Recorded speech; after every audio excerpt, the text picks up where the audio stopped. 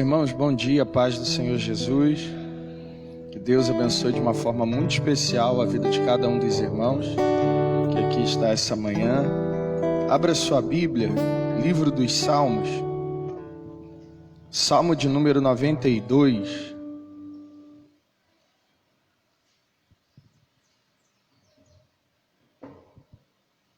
Salmo de número 92, verso de número 12. À medida que você encontrar, fique de pé alguns segundos.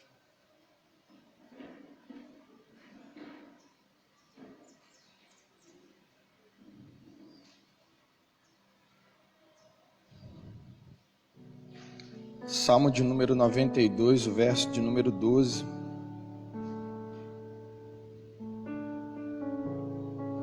Diz assim: os justos florescerão como a palmeira, crescerão como os cedros do Líbano. Plantados na casa do Senhor, florescerão nos átrios do nosso Deus. Os justos florescerão como a palmeira, crescerão como o cedro do Líbano. Feche os seus olhos, curve a cabeça. Jesus, obrigado por essa manhã, onde os seus filhos, Deus, estão em sua casa reunidos para entregar ao Senhor aquilo que trouxeram em seu coração. Te agradeço por essa oportunidade que o Senhor tem nos dado e peço ao Senhor que nos fortaleça através da sua palavra. Fale conosco. Nós agradecemos e oramos ao Senhor em nome de Jesus Cristo. Muito obrigado, Espírito Santo. Amém, Jesus. E graças a Deus. Pode tomar o seu assento. No Salmo de número 92, o versículo de número 12, o crente ele seria comparado, ou o justo seria comparado com dois tipos de árvores. A primeira citada é a palmeira e a segunda citada é o cedro do Líbano. Por diversas vezes na Bíblia, o crente ele é comparado a um tipo de árvore. O Salmo de número 1, por exemplo, diz que seremos como árvores plantadas junto à corrente das águas. Por inúmeras vezes essa comparação é feita, não só com palmeira ou com cedro do Líbano, mas outras vezes seria a acácia, que foi por muito utilizada para a fabricação de objetos que eram utilizados no templo. Também a murta, que era o significado original do nome de Esther. E tantas outras árvores, elas são citadas na Bíblia, a videira, a oliveira e entre outras. Não por acaso, cada uma tem a sua utilidade.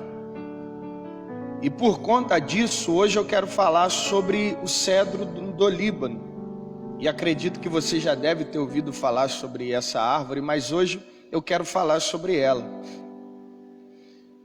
Ela foi utilizada, por exemplo, no revestimento do templo na época de Salomão.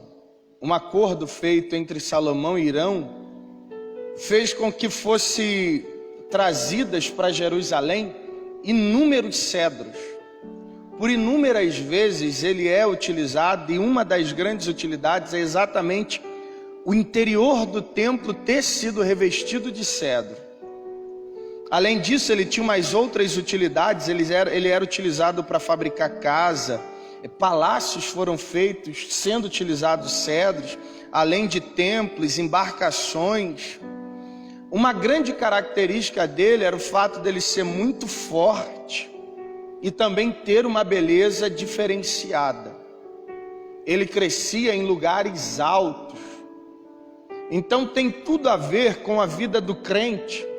E é exatamente por isso que eu quero falar sobre ele nessa manhã. Observe.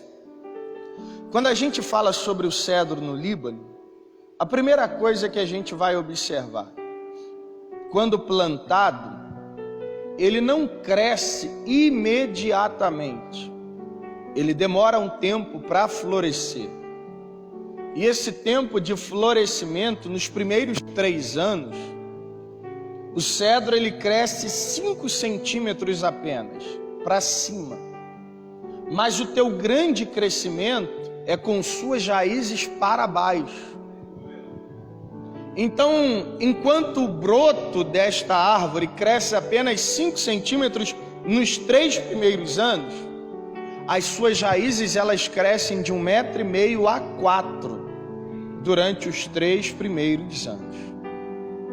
Geralmente, nós temos por hábito exigir um crescimento imediato, ou queremos ver um crescimento imediato, porque a gente vive um período imediatista. Nós queremos ver logo os galhos, queremos ver o tronco, queremos ver o fruto. Então nós temos por hábito observar o que acontece da superfície para cima. E às vezes desprezamos a importância da superfície para baixo, que é o que mais significativo é para qualquer árvore. Porque se ela cresce sem raiz, ou se é possível crescer sem raiz, ela já estaria destinada ao fracasso. Então, enquanto o broto cresce apenas 5 centímetros, as suas raízes se aprofundam até 4 metros. E isso mostra para nós que a grande importância para nossa saúde, seja espiritual ou em qualquer área, não é o que é visível, mas o que não pode ser visto. Alguns se preocupam em crescer para impressionar, para tornar-se algo vistoso, belo, mas o que vai garantir a sustentabilidade de qualquer árvore são suas raízes. Ou seja, é aquilo que não pode ser visto, mas é o que garantirá a sustentabilidade para os anos seguintes. Por isso, os 3 primeiros anos, o que todo mundo vê, cresce pouco, mas o que ninguém podia ver, crescia muito. Aí você me pergunta assim: já tem algum tempo, parece que eu não cresço, parece que eu não floresço, parece que eu não desenvolvo, parece que eu não saio da inércia, estou estagnado da mesma forma. Mas faça uma reflexão: o que garantirá a tua saúde emocional, espiritual, a tua saúde, não é o que todo mundo vê, mas é o que muitas pessoas não conseguem enxergar. O que garantirá a tua sustentabilidade não é o que cresceu para cima, mas o que garantirá a tua sustentabilidade é o que está sendo aprofundado, são as tuas raízes. Por isso que há de mais valioso no teu processo de crescimento é aquilo que acontece sem que ninguém veja. Tem muita gente que até pensa assim: olha, fulano está crescendo, então tá bom. Não, o que garante o crescimento é o que ninguém vê, mas está sendo aprofundado no processo de crescimento. São as raízes. Aí você me pergunta assim: tá, então tá bom, eu preciso crescer. Qual é o meu grande crescimento? O grande crescimento que você precisa não é para cima a princípio, mas é para baixo. Os 3 primeiros anos eram de 1,5 metro a 4, mas o que essa árvore crescia a partir do 3º ano, no seu auge, ela chegava entre 40 a 50 metros. E assim como ela crescia para cima, ela também crescia para baixo. Porque nos 3 primeiros anos é só 4 centímetros. Isso aqui é importante, sabe por quê? Porque a maioria das pessoas estão associando o nosso êxito com a visibilidade com que nós temos. É basicamente assim: a gente associa sucesso divino com quantidade de pessoas que nos enxergam. Hoje é pelo nível de influência que nós exercemos, pela quantidade de pessoas que nos ouvem ou pela envergadura ministerial. Enquanto mais visto, mais aprovado por Deus, nós temos essa impressão, quando na verdade não é assim. Se você olhar a Bíblia Sagrada, vai perceber que os profetas bíblicos, eles foram impopulares em seu tempo. Não haviam profetas que eram populistas, ao contrário, eles eram impopulares. Se você observar Ezequiel, antes de começar a pregar, Deus diz assim: Ezequiel, tu vai pregar para um povo rebelde, com a servidão dura. Você vai pregar para um povo que é casa rebelde. Eles vão lhe aplaudir? Não. Você vai ser impopular. A tua mensagem não será uma mensagem que irá massagear o coração deles, ao contrário, será uma mensagem de confronto. No tempo de Jeremias, por exemplo, Deus falou: tem um espírito que os fizeram adormecer. Você vai pregar, eles não vão te ouvir. No tempo de Isaías, ele está falando sobre o profeta e anuncia juízo sobre juízo. As mensagens proféticas vieram por parte de pessoas impopulares. Se fosse hoje, o número de seguidores dele não seria muito grande, não. Se fosse hoje, as igrejas desses moços não estariam abarrotadas de gente, não. Porque não é a quantidade de pessoas que te assistem que define a tua aprovação diante de Deus. Aí algumas pessoas que são comparadas pela quantidade de pessoas que os seguem, que os aprovam, que os assistem, elas querem ver exatamente isso. Pode até olhar para você e falar: olha só, não cresceu ainda, não saiu do lugar ainda, permanece no mesmo lugar, já faz um tempão, ela está do mesmo tamanho. E podem associar isso com a aprovação divina. Se é hoje, a gente ia estigmatizar a pessoa dizendo assim: ó, Deus não está nesse negócio não, ó, isso aí não é de Deus não, isso aí que está acontecendo, Deus não está nesse mistério não. Nós iríamos associar dessa maneira, mas é aí que está o porém. Não é aquilo que todo mundo vê, mas é o que está acontecendo sem que ninguém veja. Pode não estar crescendo para cima, mas enquanto isso está se aprofundando. Pode não estar com os parâmetros que todo mundo quer, mas enquanto isso está se aprofundando. Pode não estar vivendo segundo as normas de muitas pessoas, mas está se aprofundando. E é isso que garante a nossa sustentabilidade. Eu vim aqui trazer uma mensagem de Deus para o coração de alguém. Pode ser que o momento que você está vivendo, você mesmo pensa: eu estou estagnado, paralisei, parece que daqui não vai haver mais nada, não irei florescer em momento algum. Mas o recado de Deus que eu trago para o teu coração é: fica tranquilo, porque Deus não vai tocar em nada que é seu sem antes mexer em você. Deus não vai colocar um peso que vai causar a tua ruína. Primeiro Ele vai trabalhar na tua estrutura, primeiro Ele vai trabalhar na tua raiz, primeiro Ele vai trabalhar onde você terá sustentabilidade, primeiro Ele vai trabalhar onde vai lhe dar resistência, primeiro Ele vai trabalhar onde vai trazer fortalecimento, primeiro Ele vai trabalhar onde você vai adquirir nutrientes, primeiro Ele vai trabalhar onde você precisa, para depois Ele trazer crescimento para a tua vida. Na autoridade do nome de Jesus, Deus fará você crescer proporcionalmente às suas raízes aprofundadas. Enquanto mais você se aprofunda em Deus, mais Deus fará você florescer em todas as áreas da sua vida. Em todas as áreas da sua vida. E aí você me diz: tá bom, eu sei que eu preciso aprofundar minhas raízes, mas seja mais específico. Você, as nossas raízes precisam aprofundar pelo menos 4 níveis, para ela alcançar o seu nível, pelo menos razoável, para a gente começar a crescer. Quais são os níveis que nós precisamos aprofundar nossas raízes? O primeiro nível de aprofundamento, ele vai de encontro a uma necessidade que nós estamos experimentando. A nossa geração, ela se tornou uma geração extremamente fragilizada, muito fragilizada.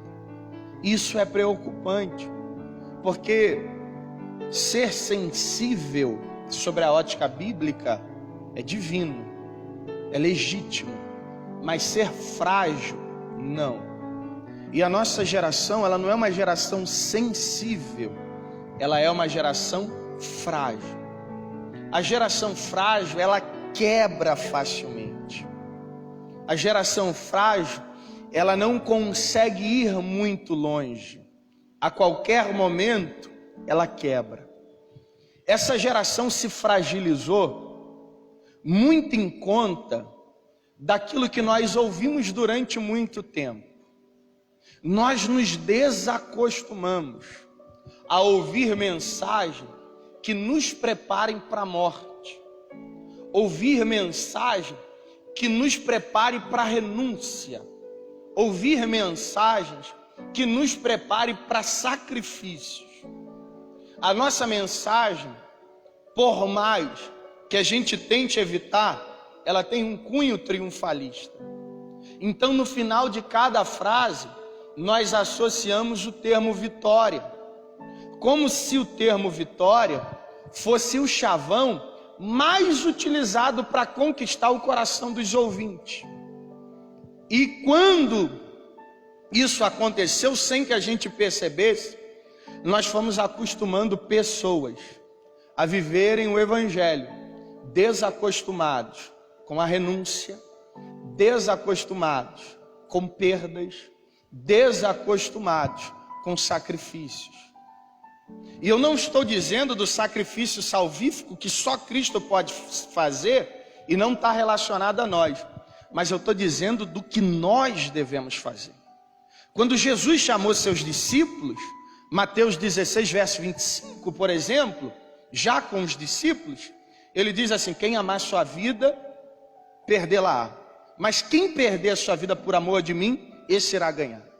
Você vai observar que a proposta de Cristo não é ganhar para depois ganhar mais, mas a proposta de Cristo é perder para ganhar. E o que nós estamos fazendo hoje, o que tem acontecido hoje, é que nós não queremos perder para ganhar, nós queremos ganhar para ganhar mais.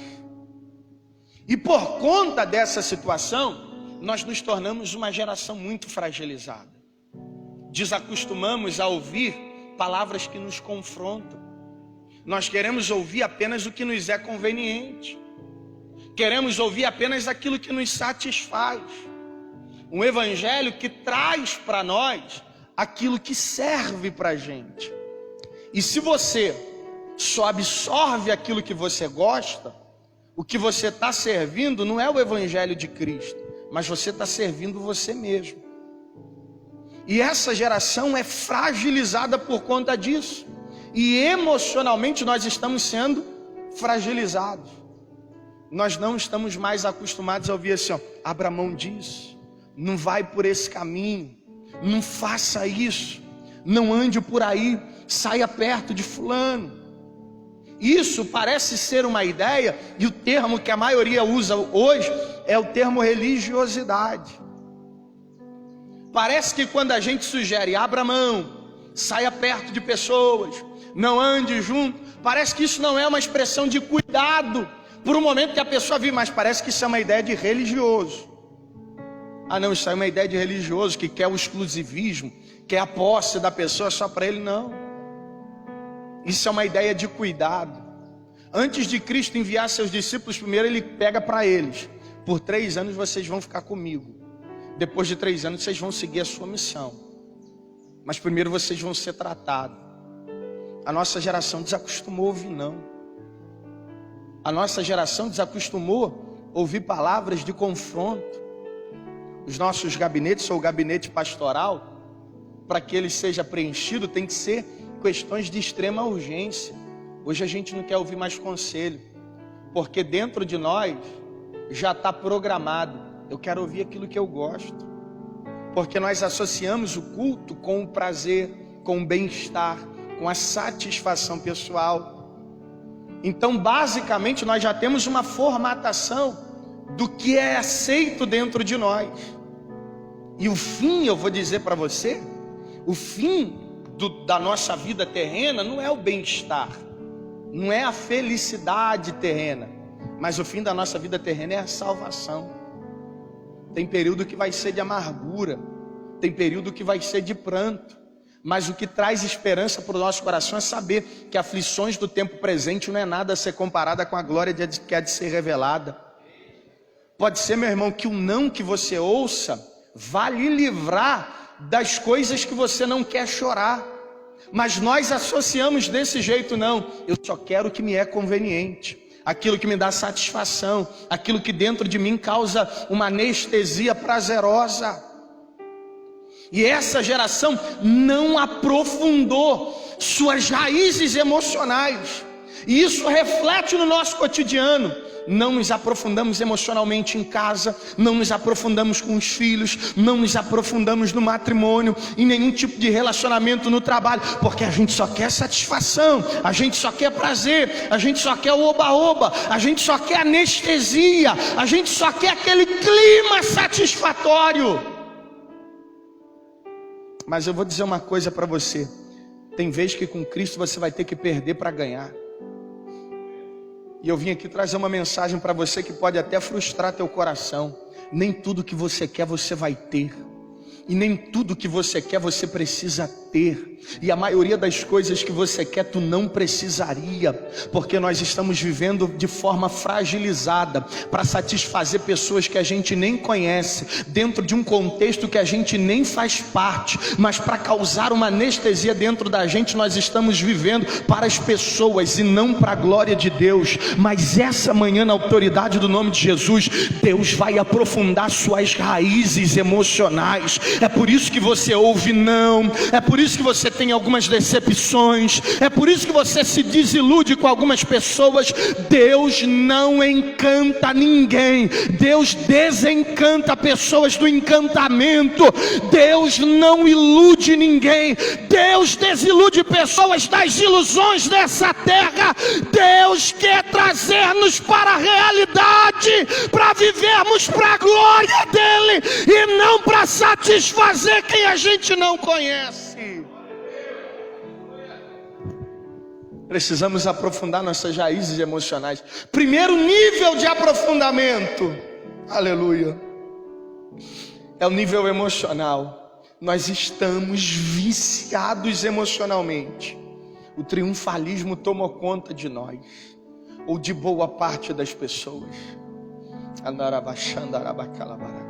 Coloca a mão na direção do seu coração, feche seus olhos só alguns segundos. Espírito Santo de Deus, na autoridade do nome de Jesus, quero pedir ao Senhor, Pai, que toque na mente e no coração dos seus filhos. Eu sei, Pai, que alguns dos teus servos, sim, queriam ouvir que essa semana terão vitória. Queriam ouvir, Pai, que essa semana seria a melhor semana da vida deles. Queriam ouvir que esse ano vai mudar, Deus, e serão coisas incríveis que acontecerão. E eu até creio nisso. Mas hoje eu vim trazer uma verdade bíblica ao coração de cada um deles. Tem hora que nós vamos perder para ganhar. Tem hora que nós vamos abrir mão para depois conquistar em Deus. Tem horas que nós teremos que sacudir a poeira dos pés para ir a locais que o Senhor quer nos levar. Na autoridade do nome de Jesus, aprofunda emocionalmente as raízes no coração dos teus servos. Espírito Santo de Deus, traz novamente teus filhos para viverem o sobrenatural diante do Senhor. E não os deixe mais fragilizados por conta das circunstâncias. Primeiro, o aprofundamento que nós precisamos é o emocional. Segundo, nossas raízes precisam se aprofundar doutrinariamente. As raízes doutrinárias, elas vão nos garantir segurança.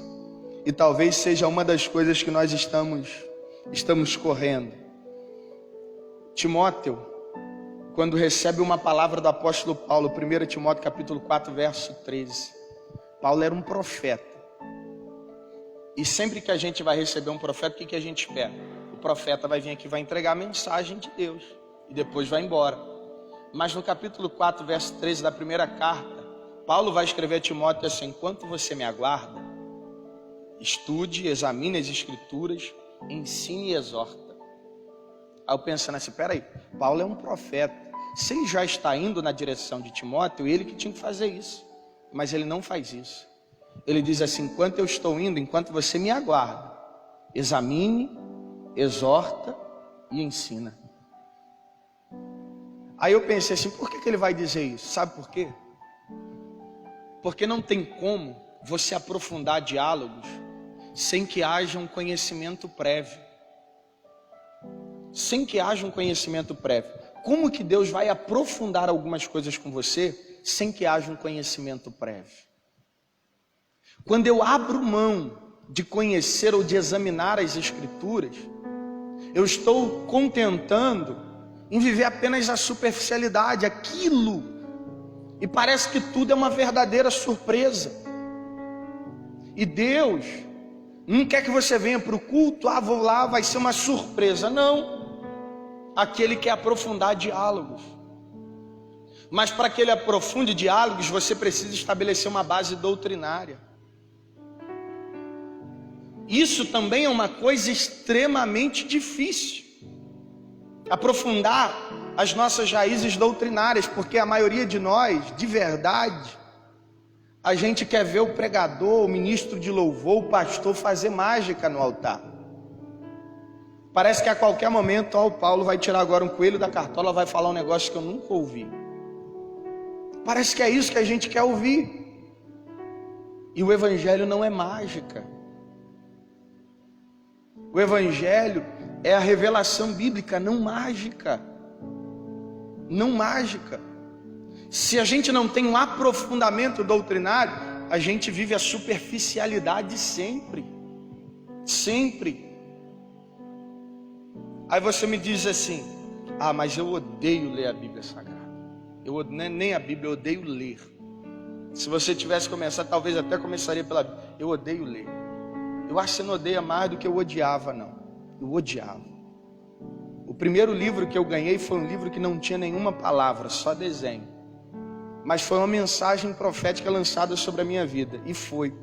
Eu ganhei o livro e a pessoa que me deu disse assim: esse será o primeiro de muitos livros que você vai ler. Aí eu pensei, beleza, eu não vou ler mesmo. Aí eu abri, só tinha figura. E foi o primeiro de muitos livros. E se eu não me aprofundo doutrinariamente, a gente é levado por qualquer coisa que é dita. Hoje a gente está vivendo uma época de muitas informações.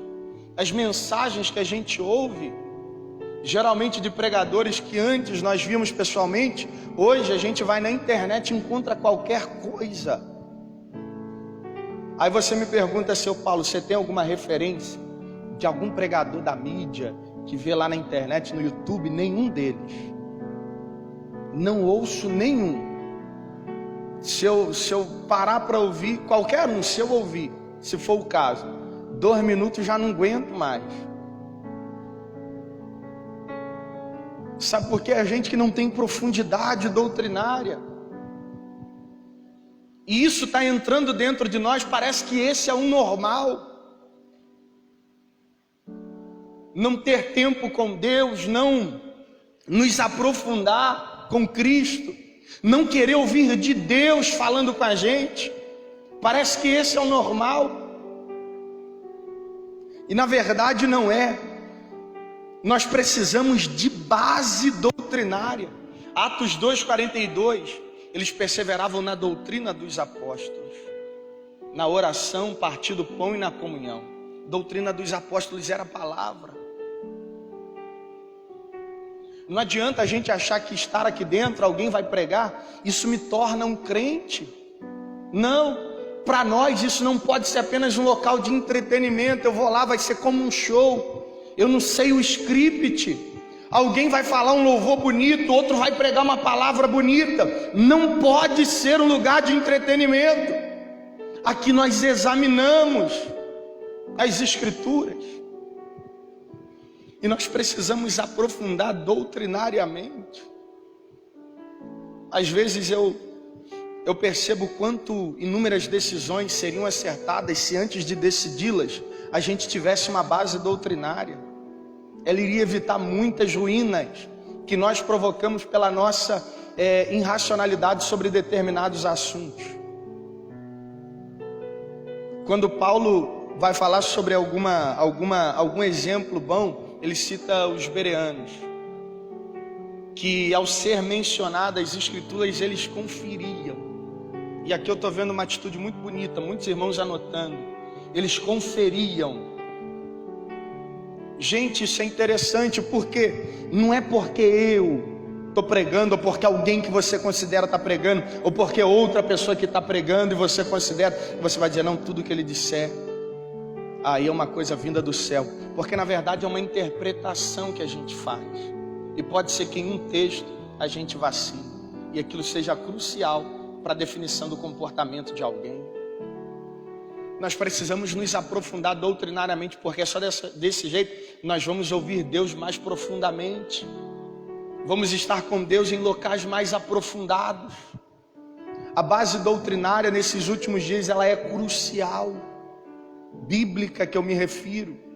Crucial para a gente não engolir as heresias que tão sutilmente têm entrado dentro das igrejas e penetrado o coração de muita gente.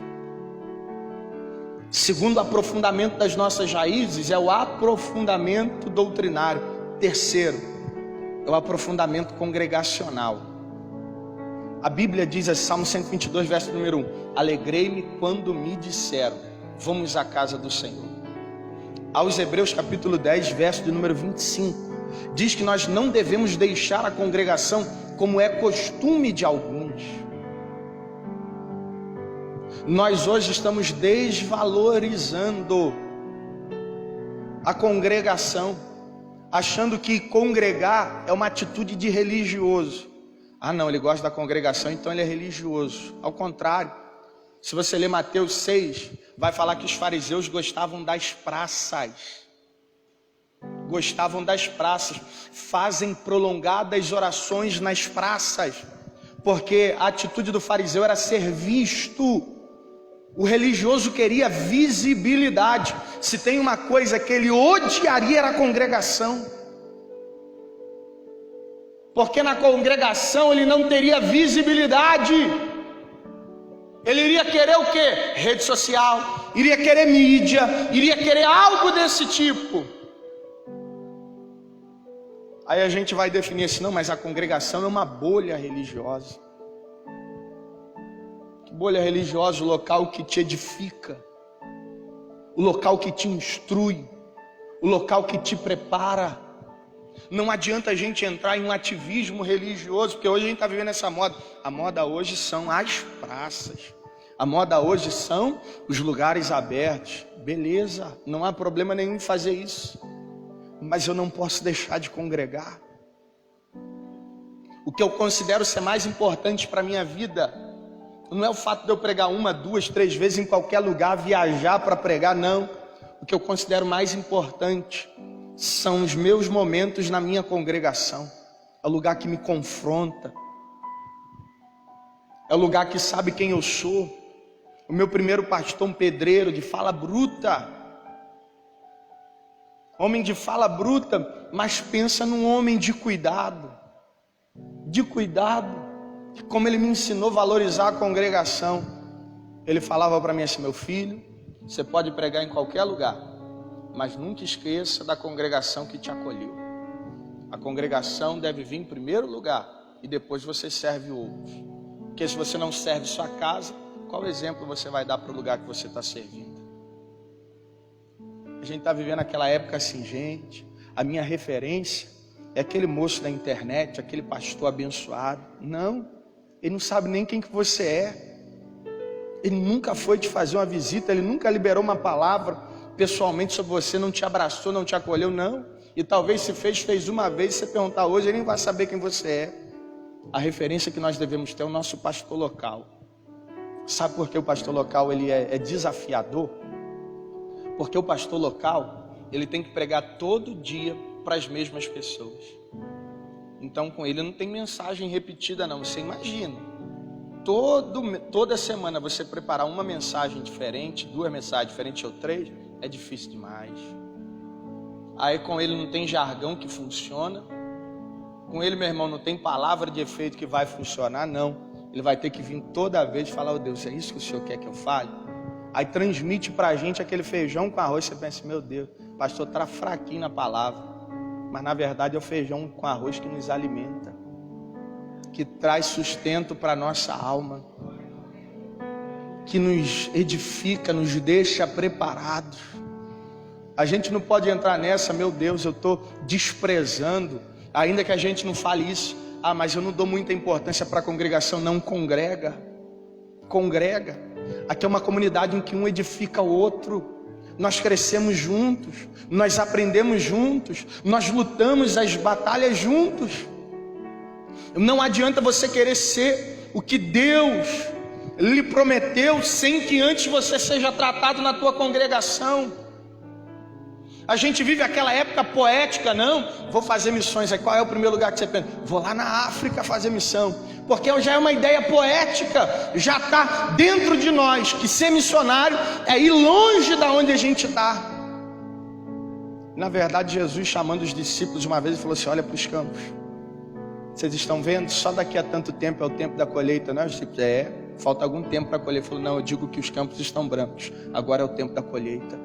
Jesus estava falando para os seus discípulos assim: olha, o teu campo missionário é o teu campo de visão. Aquilo que você enxerga é o teu campo missionário. Aonde Deus inseriu você é o seu campo missionário. A começar pela sua congregação, pelo seu bairro, pelo lugar que você trabalha, aonde você estuda ou em qualquer outro lugar. Mas para isso você precisa de base congregacional.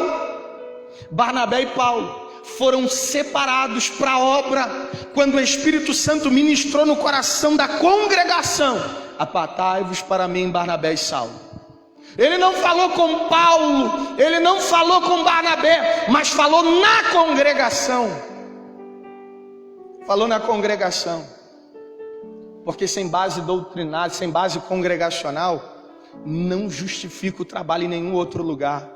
Onde você congrega? Quem é seu pastor? Como que vocês estão no relacionamento?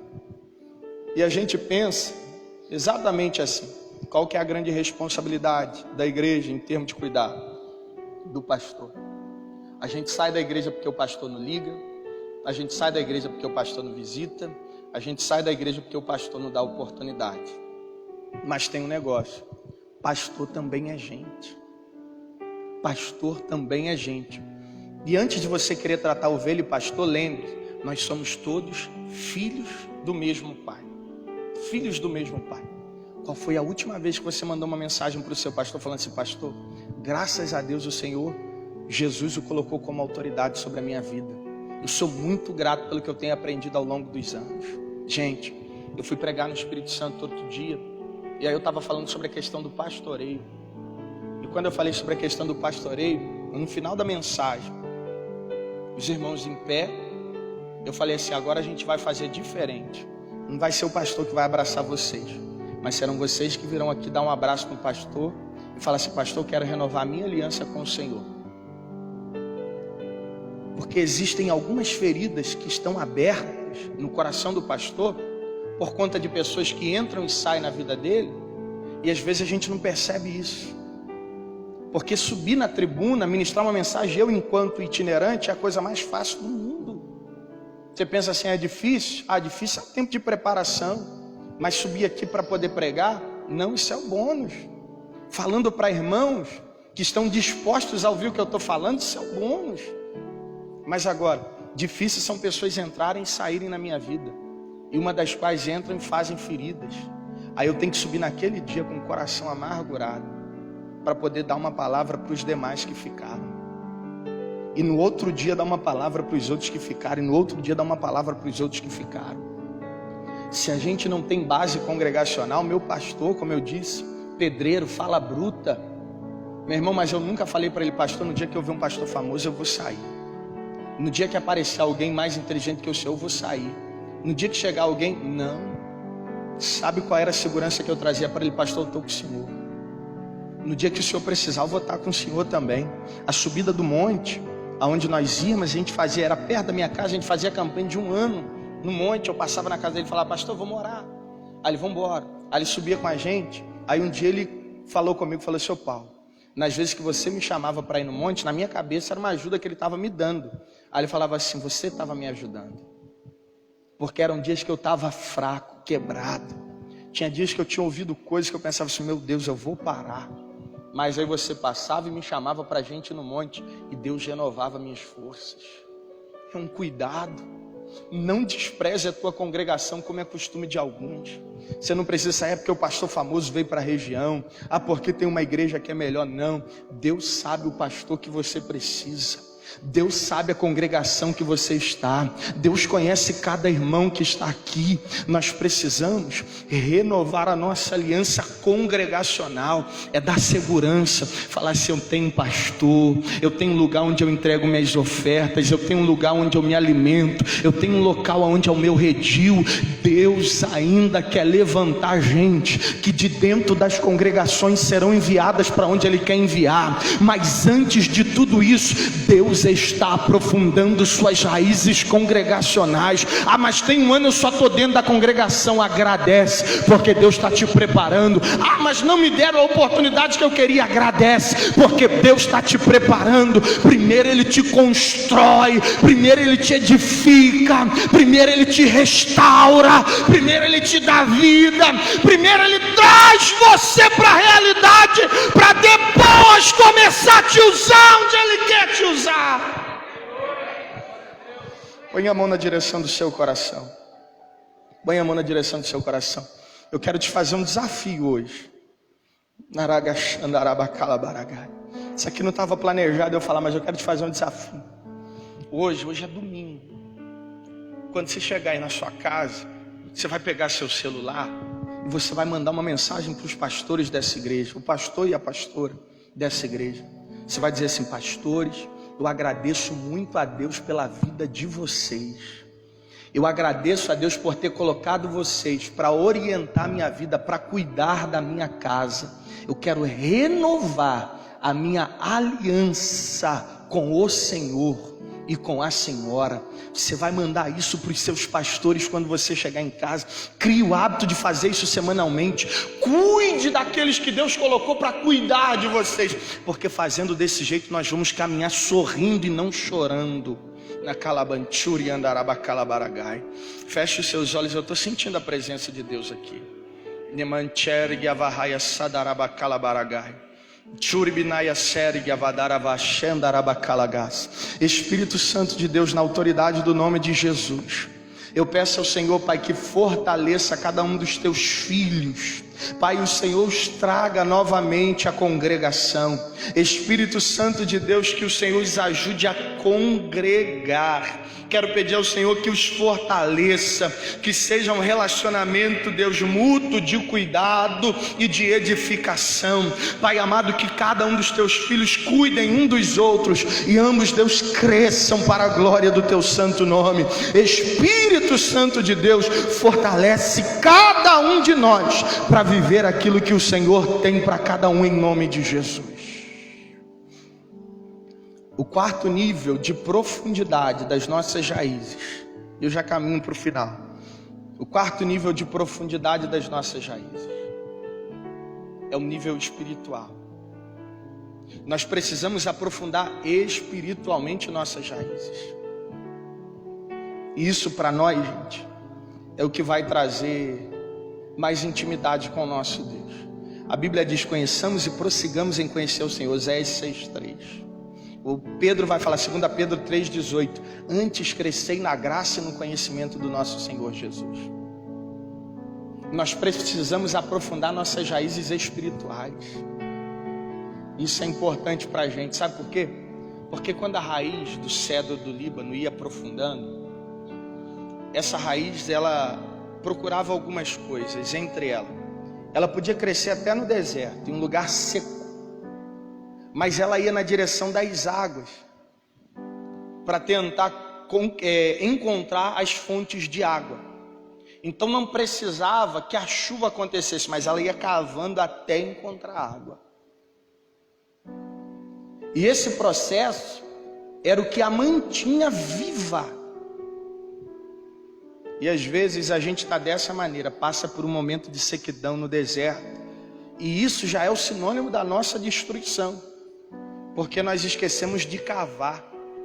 A gente quer ver a chuva, e a chuva é aquele culto bom, aquele congresso abençoado, aquele momento maravilhoso com Deus. A gente quer ver a chuva. Veio um pregador aí, fez chover na terra. Aquele louvor choveu na minha alma, e a gente quer ver a chuva. E o que nos garantirá vivo é exatamente nós cavar em direção das águas, encontrar as fontes de água para trazer para a gente os nutrientes. Então a gente vai precisar se aprofundar. Não adianta você esperar apenas que outros façam aquilo que você precisa fazer. Não adianta ficar nessa relação de dependência como meninos que ainda precisam ser amamentados, mas a gente precisa cavar.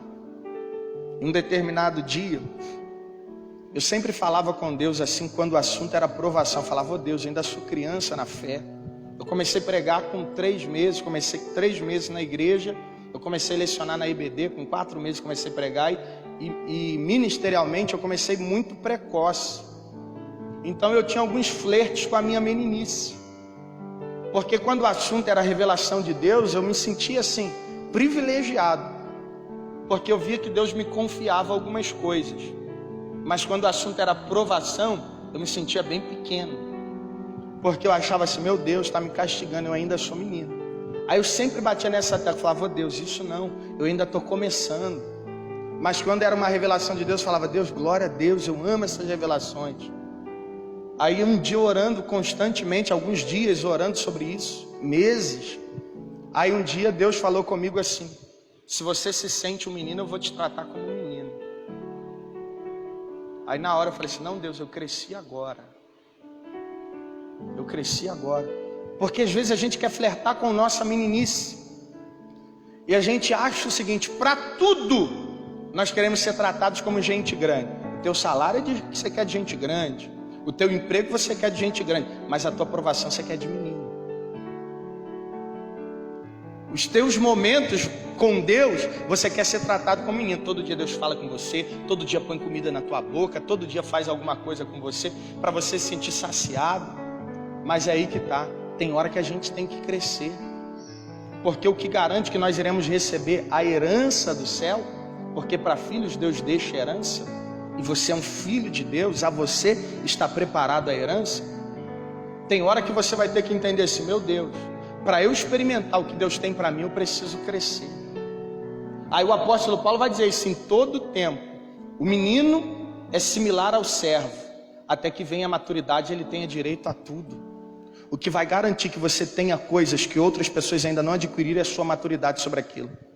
Uma pessoa que cresceu para uma determinada área, ela sempre vai estar à frente das demais. E aí nós precisamos crescer e aprofundar as nossas raízes espirituais, achar as fontes de água. Além de achar fonte de água, o cedro do Líbano também procurava rochas, onde as raízes dele abraçavam. E para a gente ter essa firmeza, sustentabilidade, nós precisamos encontrar, sabe o que? As rochas. E no nosso caso, Cristo é a rocha. Sabe o que garante que a gente não cai? Não é a nossa força, mas é porque a gente está abraçado nele.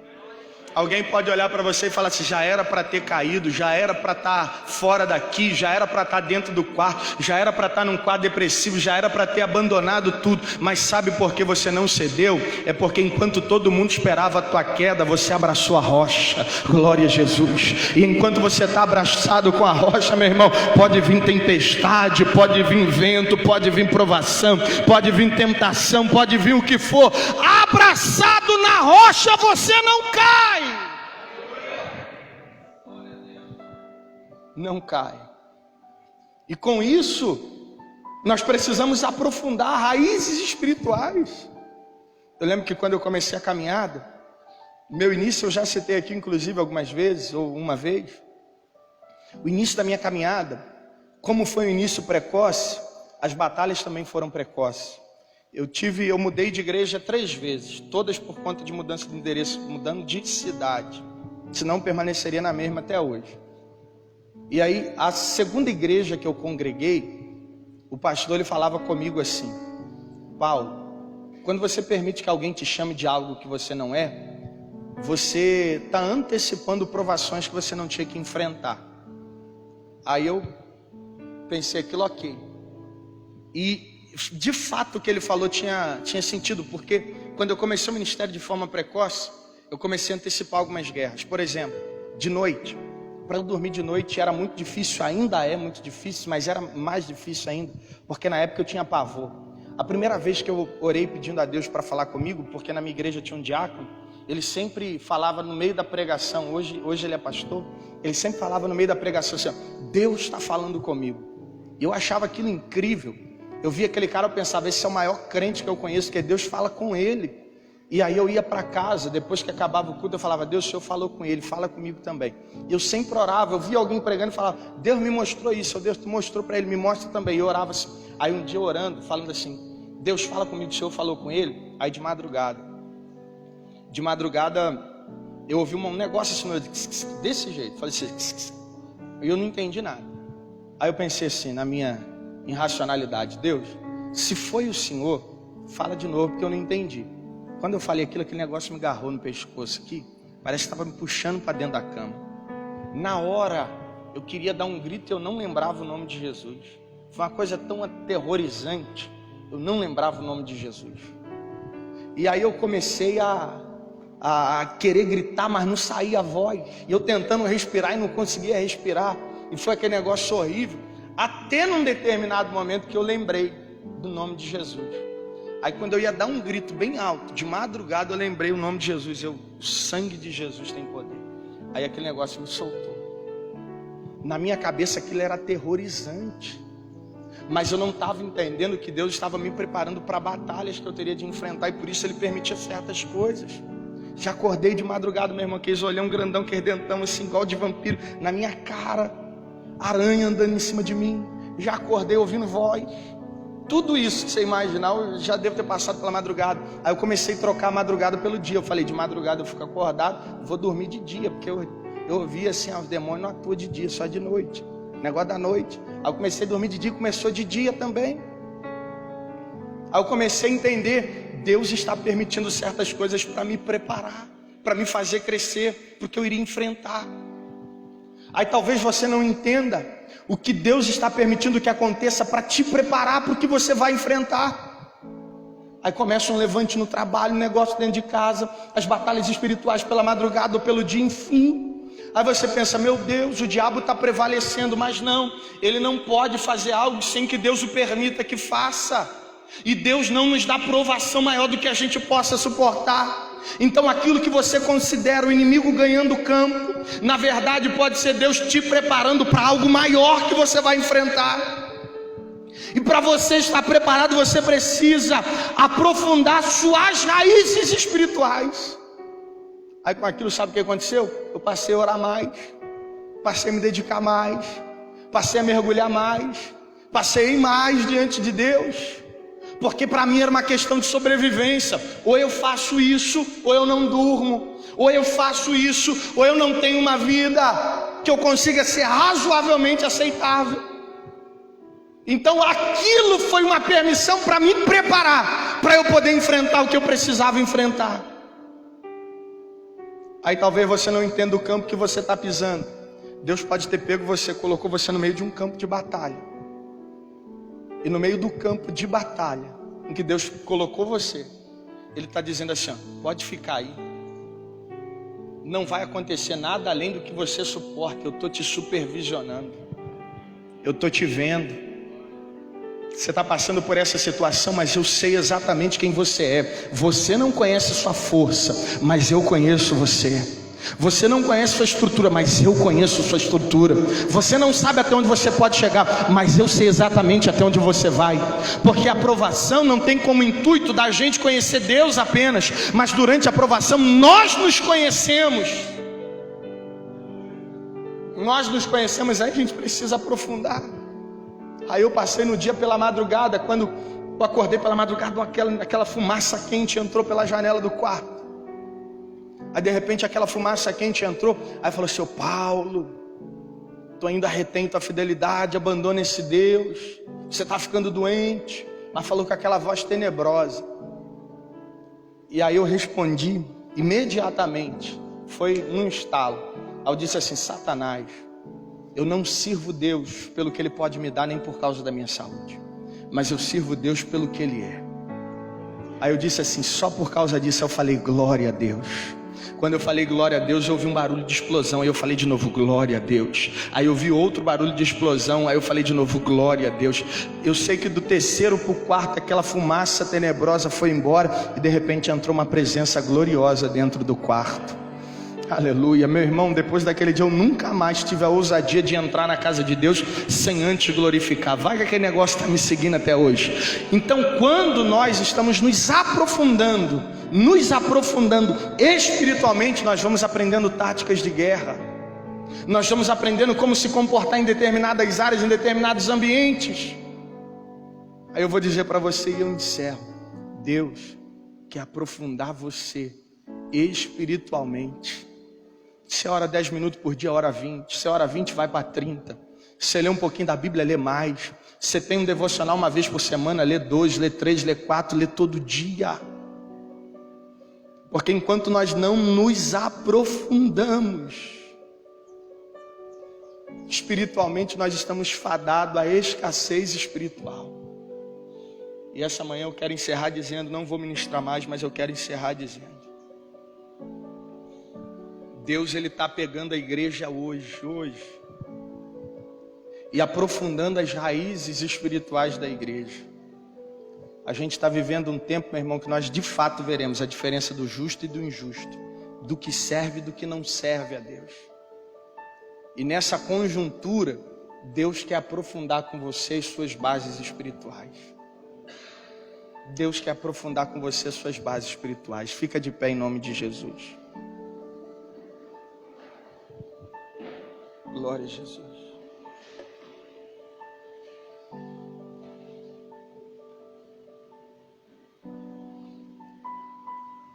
Deus quer aprofundar com você. Glória a Jesus. Glória a Jesus. E nós vamos orar. Nessa oração que você fará hoje, fará agora, eu quero pedir a você para se entregar diante de Deus. Entregar. Eu dou glória quando eu sentir alguma coisa. Não. Você glorifica para entregar aquilo que você veio entregar. Eu faço quando eu sentir alguma coisa. Não.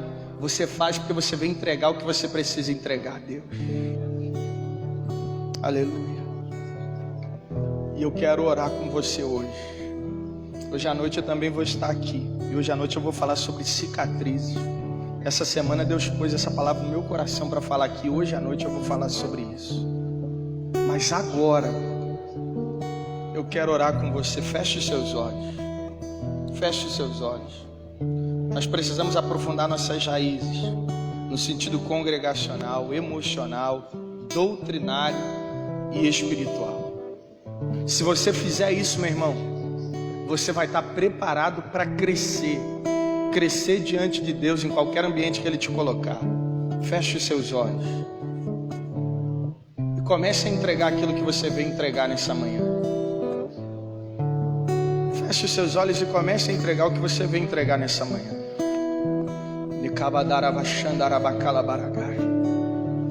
Comece a entregar. O mínimo que Deus quer de você é tudo. Deus não veio aqui porque você veio de carro, de ônibus, de bicicleta, não. Deus veio por causa de você. Por causa de você. O mínimo que Deus quer de você hoje é tudo. Entrega a Ele aquilo que você veio entregar. Espírito Santo de Deus.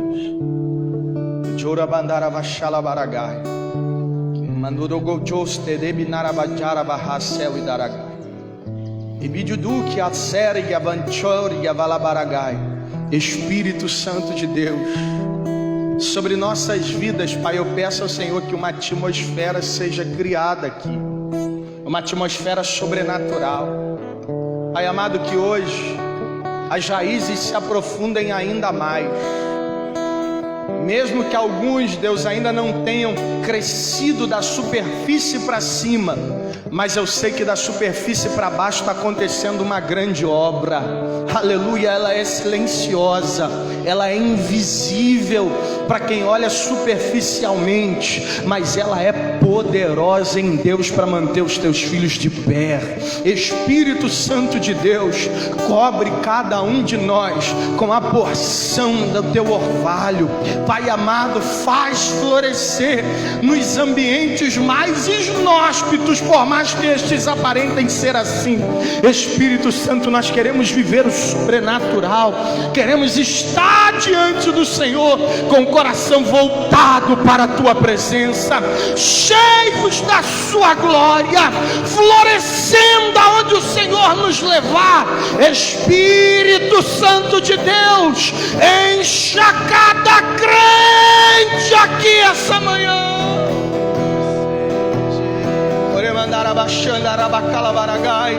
Aquele que é batizado com o Espírito Santo, renova ele a partir de agora.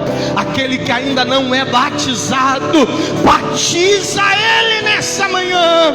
Espírito de Deus, Espírito de Deus,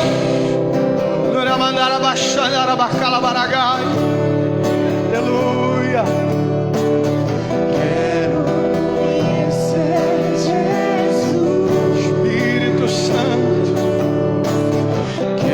Entrega aquilo que você veio entregar nessa manhã. Entrega aquilo que você veio entregar nessa manhã. Se derrame na presença dele mesmo. Se entrega na presença dele mesmo.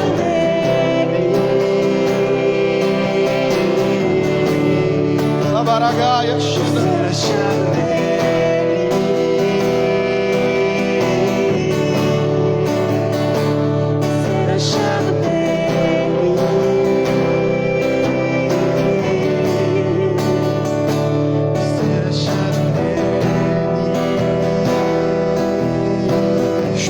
Santo de Deus,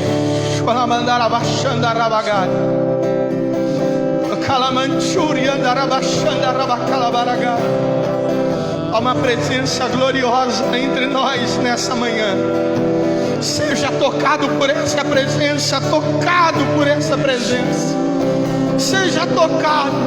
Deus hoje não vai levantar você apenas, mas antes disso Ele vai aprofundar suas raízes, porque todo o crescimento de uma árvore depende do aprofundamento das raízes. Espírito Santo, Larabai, Salabaragai, Evadarabia, Salabaragai, Alabanchuria, Darabachandaragai. Diga palavras de engrandecimento ao nome desse Deus. Diga para Ele o quanto você o ama. Diga o quanto Ele é bom. Diga o quanto Ele é poderoso. Exalte e glorifique a esse Deus, porque enquanto você glorifica, Ele te renova. Enquanto você glorifica, Ele restaura. Enquanto você glorifica, Ele traz vida.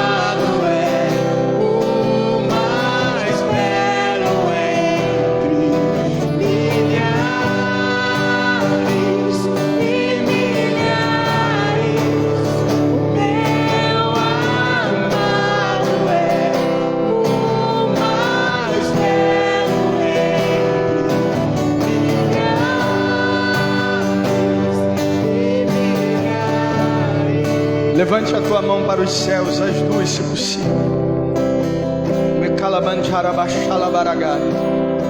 Aleluia.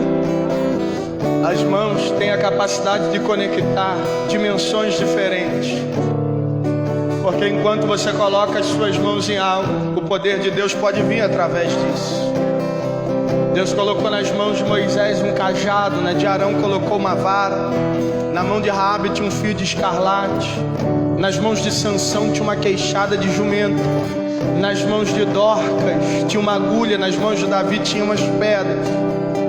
Eles utilizaram as mãos para operar grandes coisas em favor do povo de Deus. Nas mãos de Jesus tinham escravos, mas nas mãos de Cristo teve os cravos para que na tua mão hoje tivesse a autoridade do Espírito Santo, tivesse uma autoridade vinda dos céus. Aleluia. Tu não tem noção do que você pode fazer quando tu levanta essas mãos para abençoar alguém. Tu não tem noção do que você pode fazer quando você levanta essa mão em autoridade. Mas essa manhã, na autoridade do nome de Jesus, com essas mãos erguidas, você vai começar a dizer palavras de engrandecimento ao nome do nosso Deus. Enquanto você está aqui, você pode liberar brados de glória. Enquanto você está aqui, você pode falar em línguas sobrenaturais. Enquanto você está aqui, você pode falar na linguagem que só Deus entende.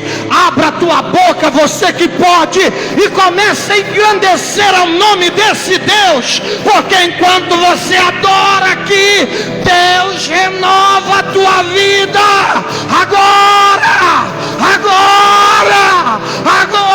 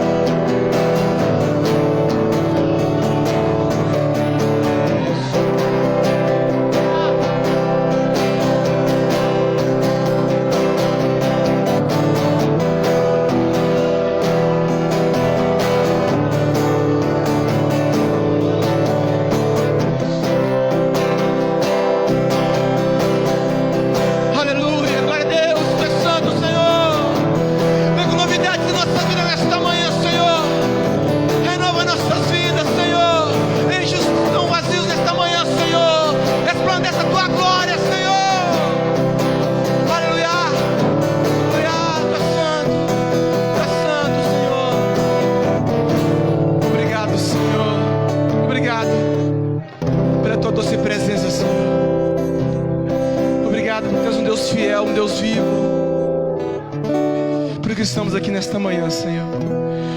Obrigado, Senhor. Tu és santo, aleluia. Deus é maravilhoso, igreja. Deus é tremendo. Pastor Paulo, em nome do Avivamento Floresta, do Pastor Eudes, nós queremos te agradecer por esta manhã maravilhosa, amém. Que o Senhor continue a ser esse canal de bênção, que o Senhor venha te usar extraordinário, que onde você colocar a planta dos teus pés, vem mudar histórias de muitas vidas, amém? Que o Senhor te abençoe. Vocês viram que o pastor não está aqui nesta manhã, mas está tudo bem com ele, com a família dele. Queria te agradecer por esta manhã, que você seja bem-vindo. Convido você a estender sua mão para o céu, amém? Que a graça do Senhor nosso Deus, a comunhão íntima e consoladora do doce Espírito Santo esteja com todos. Vão em paz, que o Senhor abençoe a todos, amém? Você pode dar sobre as palmas.